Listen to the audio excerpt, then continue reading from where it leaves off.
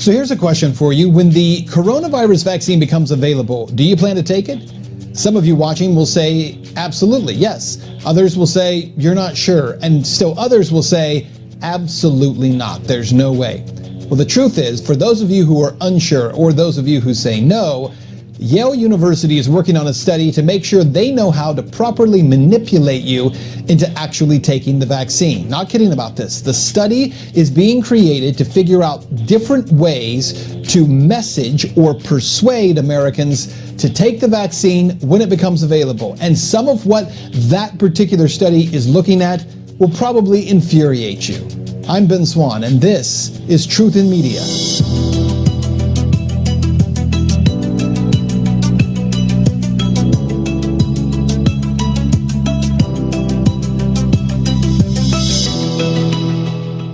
There's been a lot of talk about the COVID-19 vaccine that, of course, isn't even on the market yet. And yet, when the world's most rushed vaccine does finally make it to the public, and sooner or later it will, the question becomes, how many people will actually line up to take it? Now, this is a question that is frustrating governments and certainly vaccine makers and people like Bill Gates and Dr. Anthony Fauci, who want to make sure that the entire American population does receive the vaccine. The problem is, even with the current flu vaccine, about half of the country never bothers to get it. So how do you convince people to get the coronavirus vaccine? And that's where Yale University has stepped in. All right, so let's talk about this Yale study, which has just been leaked, that is being done at Yale University. And the goal of this study, of about 4,000 participants, is being done with one purpose: how to convince Americans to take the coronavirus vaccine. Now keep in mind, the coronavirus vaccine that's out front, that most seems likely to get to market first, is one being created by Moderna alongside the National Institutes of Health. Bill Gates is a funder in this. Dr. Anthony Fauci, obviously with his NIH, is a big part of this. And remember, of course, Moderna, for their part, has never actually brought a drug, any drug ever, all the way through FDA regulations and trials to get a drug to market. They've never done it. And yet they are the company leading the way on this brand new coronavirus vaccine. So Yale University researchers are now looking at a 4,000 person study to try to figure out how to best create messaging, though the right term really should be manipulation, to persuade Americans to take this vaccine when it does come to market. The study tests different messages about vaccinating against COVID-19 once the vaccine becomes available. Participants are randomized to one of 12 arms, with one control arm and one baseline arm. We will compare the reported willingness to get a COVID-19 vaccine at 3 and 6 months of it becoming available between the 10 intervention arms to the 2 control arms. Study participants are recruited online by Lucid, which matches census-based sampling in online recruitment. So take a look here at the arms and interventions. They use a sham comparator control, a control message about bird feeding. 2 out of 15 of the sample will be assigned to the pure control group, which is a passage on the costs and benefits of bird feeding. Under that are the experimental comparators. For instance, the experimental personal freedom. 1/15 of the sample will be assigned to this intervention, which is a message about how COVID-19 is limiting people's personal freedom, and by working together to get enough people vaccinated, society can preserve its personal freedom, which of course makes no sense at all. You will have personal freedom if you comply and do what everyone else is doing, regardless of how you feel about it. Another experimental, social pressure through guilt. 1/15 of the sample will be assigned to this message. The message is about the danger that COVID-19 presents to the health of one's family and community. The best way to protect them is by getting vaccinated, and society must work together to get enough people vaccinated. Then it asks the participant to imagine the guilt they will feel if they don't get vaccinated and spread the disease. Another social pressure they want to use: embarrassment. 1/15 of the sample will be assigned to this message. The message is about the danger that COVID-19 presents to the health of one's family and community. The best way to protect them is by getting vaccinated and by working together to make sure that enough people get vaccinated. Then it asks the participant to imagine the embarrassment they will feel if they don't get vaccinated and spread the disease. Then they're trying to use the social pressure, anger. 1/15 of the sample will be assigned to this message. The message is about the danger that COVID-19 presents to the health of one's family and community. The best way to protect them is by getting vaccinated and by working together to make sure that enough people get vaccinated. Then it asks the participant to imagine the anger they will feel if they don't get vaccinated and spread the disease. Now, here's my favorite one. Trust in science. 1/15 of the sample will be assigned to this message about how getting vaccinated against COVID-19 is the most effective way of protecting one's community.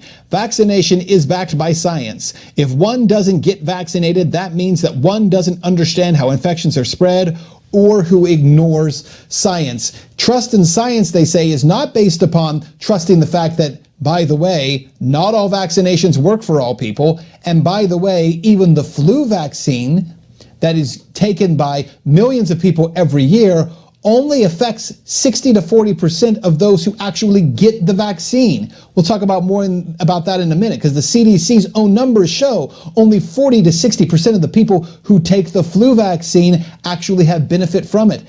And finally, the experimental not bravery arm. 1/15 of the sample will be assigned to this message, which describes how firefighters, doctors, and frontline medical workers are brave. Those who choose not to get vaccinated against COVID-19 are not brave. What are we, 5 years old? You're going to try to convince people to take the vaccine by calling them scared? You're too scared to take this vaccine? By the way, many of the people who would refuse to take the vaccine, it's not about a lack of bravery, it's about a courage of conviction. And that conviction is that they don't trust how this vaccine is being manufactured or the profit motivations behind it.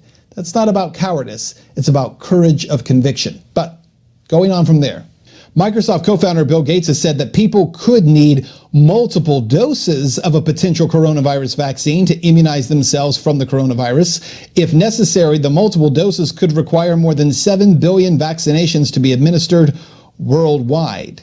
And of course, all the manipulation in this Yale study does not take into account the fact that actually, as I said, with the flu vaccine, it is not always effective. And from year to year, who it's effective on and how it's effective changes dramatically. In fact, in 2012 to 2013, the H3N2 component of the flu vaccine was effective in just 39% of people. Researchers from the University of Chicago, Harvard University, and others show that poor immune responses may explain the low effectiveness of the vaccine that year. And by the way, even the CDC admits that on any given year, only about 40 to 60% of the population actually benefits from the vaccine that they have taken. The flu vaccine can reduce the risk of flu illness by between 40 and 60% among the overall population during seasons when most circulating flu viruses are well matched to the flu vaccine. You notice that wording there, when it is well matched. The reason for that is because on any given year, vaccine makers make a vaccine for the wrong flu strain. They don't know which flu strain is going to be especially predominant. So there are millions of people who can take vaccines and have it for the wrong flu strain in any given year. Again, the idea of what Yale is pushing here is that if you trust science, if you are brave, if you are a good person, a compassionate person, a person who cares about their family and their neighbors, you will do this. You will take this vaccine because by taking the vaccine, everyone is safer. And yet the simple, basic science of vaccines, even if you believe completely in vaccines, we're not even going to debate about the side effects of vaccines. Even if you believe that they absolutely work, no side effects, the reality is, even by the CDC's own numbers, they're only effective on any given year in 40 to 60% of the population that takes them. But the real reason for this Yale study is because even with the flu vaccine, less than half of the US population actually takes that vaccine on any given year. And that is the number that Big Pharma is afraid of, that Bill Gates is afraid of, that Anthony Fauci, that half of Americans won't take a flu vaccine, and it's likely that even fewer will be willing to take their coronavirus vaccine.